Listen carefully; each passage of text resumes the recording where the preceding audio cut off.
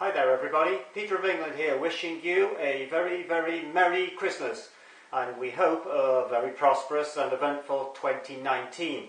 Now, the reason for this video, which is being recorded on Christmas Eve, is just a hunch and a proposition that I have for everybody out there who follows my channel, and also is interested to know what's going on in the United States as regard the government close down or shutdown of the government facilities.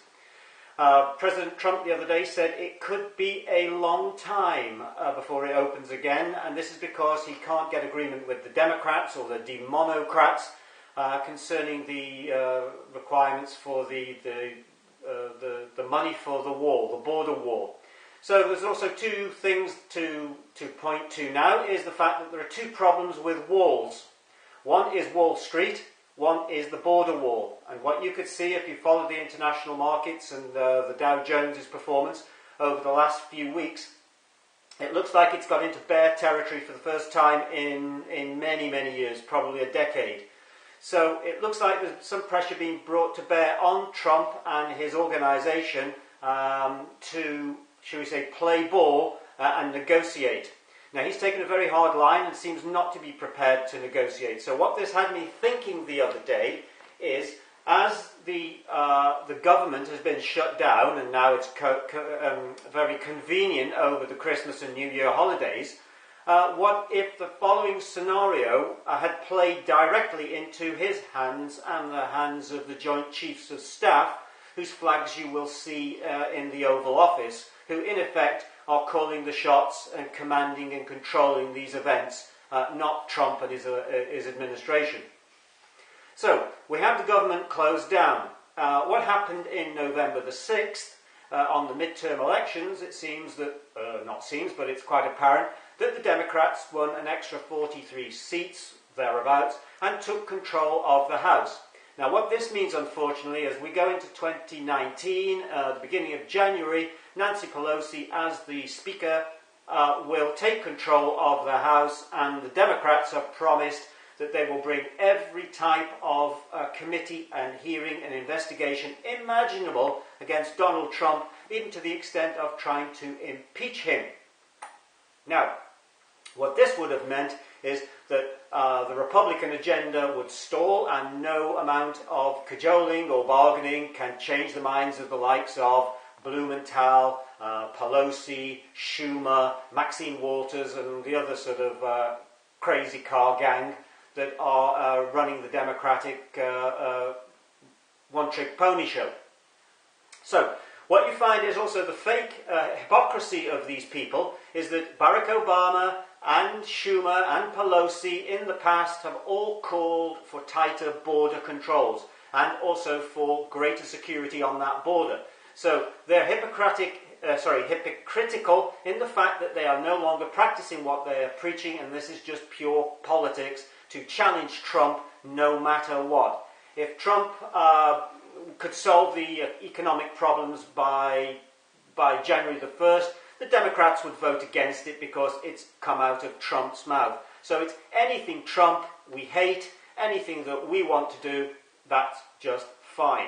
So we've got potentially for the new year nothing but problems, problems, problems. So we also know that the investigations into the Trump campaign by Mueller, the special counsel, have come up with nothing after 2 years and will come up with nothing. The fact that Mueller is there is to act as a backstop or as a filter to find out what's been done in the past and to arrange escape routes and narratives for all those implicated in the Hoover 55 approximate thousand, that's 55,000 sealed indictments that are waiting to be delivered to various members of the media, the political, the judicial branches and the executive branches of government. So, wouldn't it be very, very convenient now, with a government shutdown,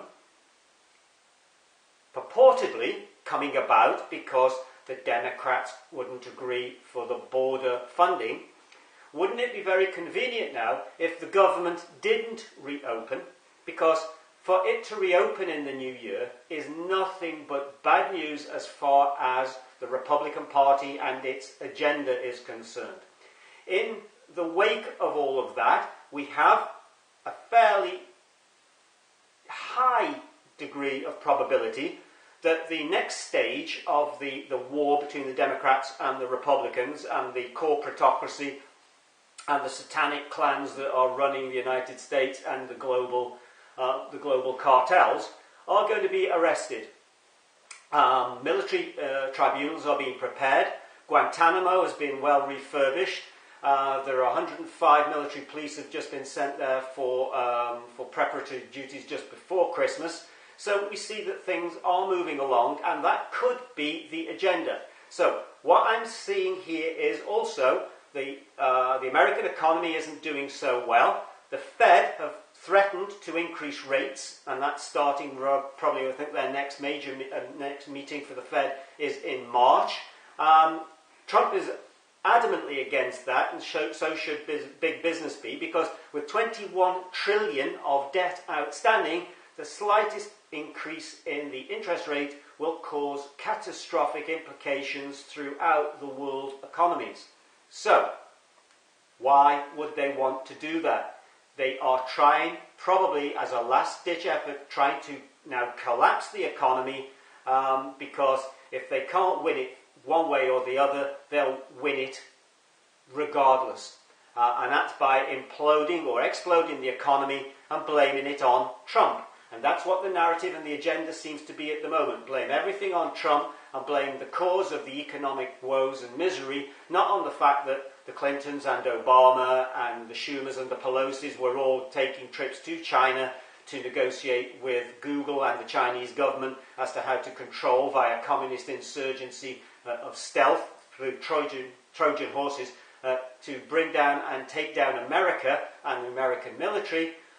You had all that going on in the background, but the fake news or the mainstream media does not touch it at all. So, as a last-ditch effort to avoid Air Guantanamo, which is getting ready to take them all there to where they would have put you, we have the 55,000 indictments ready to roll. We have the government closed down. We have enough money in the Department of Defense budget, especially with Trump being the commander-in-chief, to not only fund the war, but have quite a lot of trillions left over.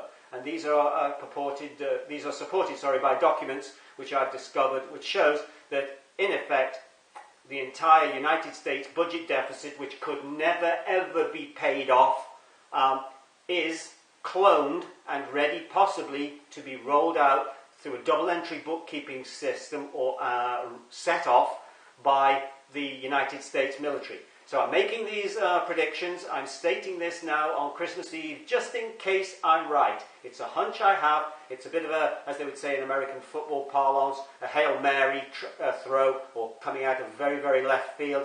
But I have a feeling that if I wanted a certain scenario to be unfolding, then this would be perfect for me. Because if the government stays closed, you haven't got any problem with the Democrats, because they all have to stay home and do their knitting or get up to trying to arrange their Antifa and other left-wing agenda movements in the comfort of their own home, because they won't be going to work, because they won't be getting paid.